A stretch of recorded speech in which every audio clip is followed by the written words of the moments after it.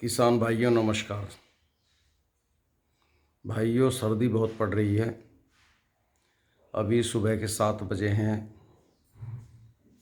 और मैं चाय पी के दोबारा रज़ाई में घुस गया हूँ।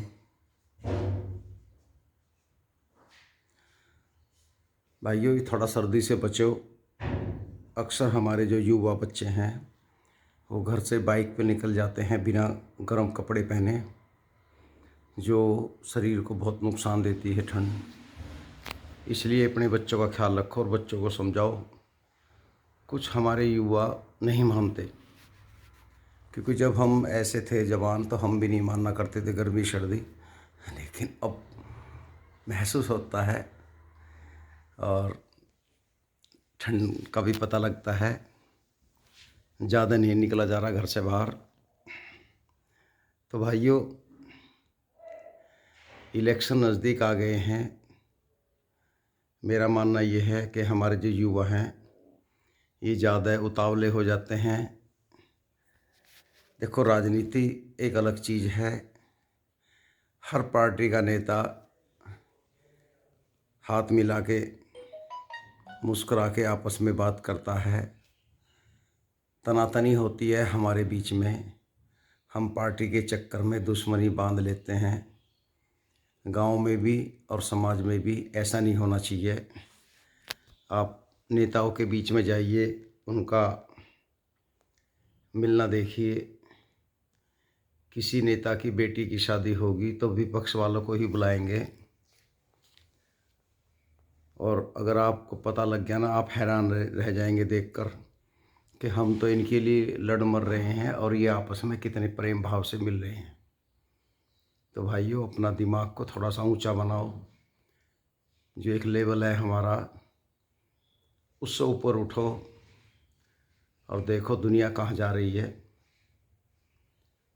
कुछ तो जाति रंजिश कर लेते हैं आपस में और गोलियां तक चलती हैं, मर्डर भी होते हैं। तो नाश किसका होता है? नेताओं का नहीं, ये हमारा आपका होता है। तो भाइयों, इस चीज़ से बचो। इलेक्शन है, अच्छी बात है, वोट आप दो, जिसे मर्जी उसे दो, कहीं भिड़ो मत। कुछ मेरे भाई 4 आदमी में बैठ के जिरह शुरू कर देते हैं और मान सम्मान की बात लेकर मारपीट पे उतर आते हैं। तो ऐसा नहीं होना चाहिए भाइयों। मेरा तो ये क्या समझाना है, क्योंकि ये ज़िंदगी नहीं मिलेगी दोबारा। दोबारा जन्म नहीं मिलता, एक बार मिलता है। पता नहीं फिर हम क्या बने। तो दोस्तों, मेरे युवा साथियों, इलेक्शन कौन लड़ रहा है, कौन जीतेगा, कौन हारेगा, हमारा काम है सिर्फ वोट देना। जिसे मर्जी वोट दो, सब हर कोई स्वतंत्र है। लेकिन ये बात मुझ को मत ले जाओ कि मेरा अपमान हुआ, ऐसा हुआ। ऐसा कुछ नहीं है भाई। हम कहाँ पैदा हुए हैं, किस घर में हैं, वहाँ तक ध्यान रखें। मान लिया मैं किसान हूँ और 2 पार्टियों के बीच में लड़ाई शुरू कर दूँ, इलेक्शन हो जाएंगे, बाद में कोर्ट कचहरी पुलिस, एक आपसी रंजिश रह जाती है, जबकि ये ठीक नहीं है। तो बात मेरी भी सही है। अगर आप गौर करें तो आप खुद अपने बच्चों को इस रंजिश से बचा सकते हो। प्रधानी के इलेक्शन आते हैं, रंजिश होती हैं, गोलियां चलती हैं और समय गुजरता है।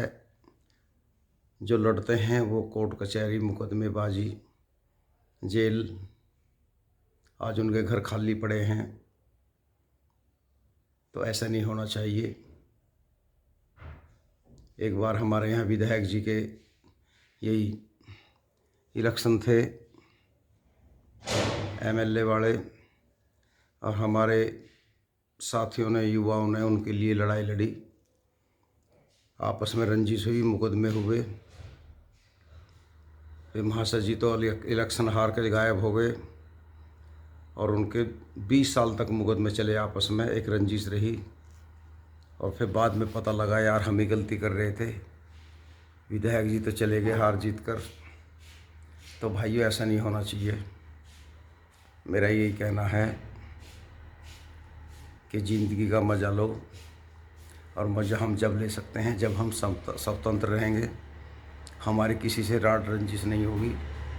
समाज में हम बिना पहरे के चलेंगे, अकेले चलेंगे। अगर हमारे साथ में 4 बॉडीगार्ड चल रहे हैं तो क्या ज़िंदगी। हम खुल के हंस नहीं सकते, बैठ नहीं सकते, खा नहीं सकते, घूम नहीं सकते। तो मैं इसे जीवन अच्छा नहीं मानता। भाइयों, अच्छा जीवन तो ये है कि आप अकेले निकलिए, घूमने के लिए निकलिए, गाड़ी में निकलिए, बाइक में निकलिए, आपको लोग पहचाने, दुआ सलाम करें और कोई रंजिश ना हो। तो ये देखो, अब अपनी पसंद है। मेरा काम तो आपको समझाने का था। आप किसी के साथ लड़िए, किसी को रक्षण लड़ाइए, लेकिन आपसे रंजिश ना करें। दोस्तों, गलती हमसे भी हुई है। जब हम जवान थे, मेरे पास बुलेट थी और कितनी गर्मी पड़ती रही, लू चलती रही, मैंने कभी गर्मी नहीं मानी। ठंड पड़ती रही, कभी स्वेटर नहीं पहना, क्योंकि वो उम्र थी, अल्लड़पन था, डंड बैठक मारने का शौक़ था। और जब से उम्र ढली है, अब मैं 63-64 में शुरू होने वाला हूँ 1 जनवरी से, तो अब थोड़ा पता लगता है यार हम कितनी गलती करते थे, क्योंकि वो उम्र ही ऐसी होती है। अब पता लगता है, पहले हम टोपा नहीं ओढ़ते थे, अब टोपा भी ओढ़ने लगे।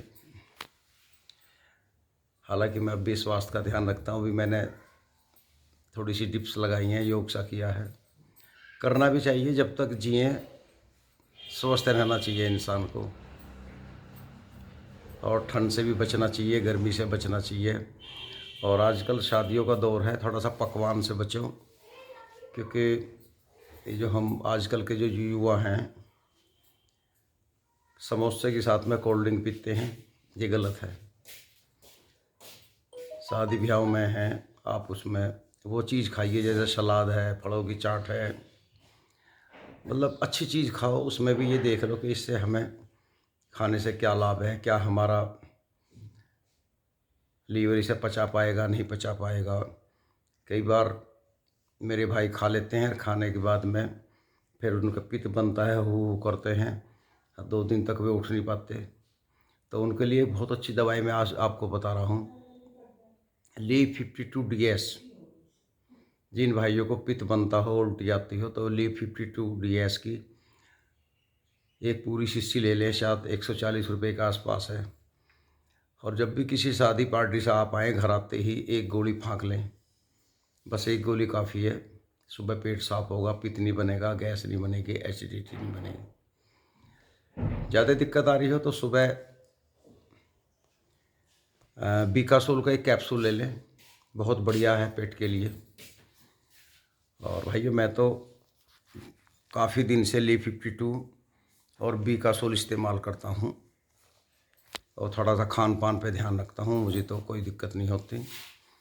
ये पित्त बनना बहुत पुरानी बात हो गई, क्योंकि जब ज्ञान नहीं था, और अब तो थोड़ा तजुर्बा है।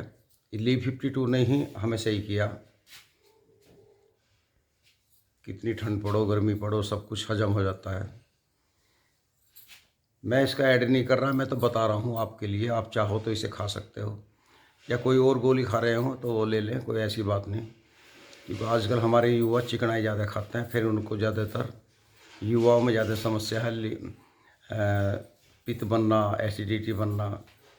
तो उनके लिए बहुत बढ़िया ये 1 गोली है, हिमालय की शायद।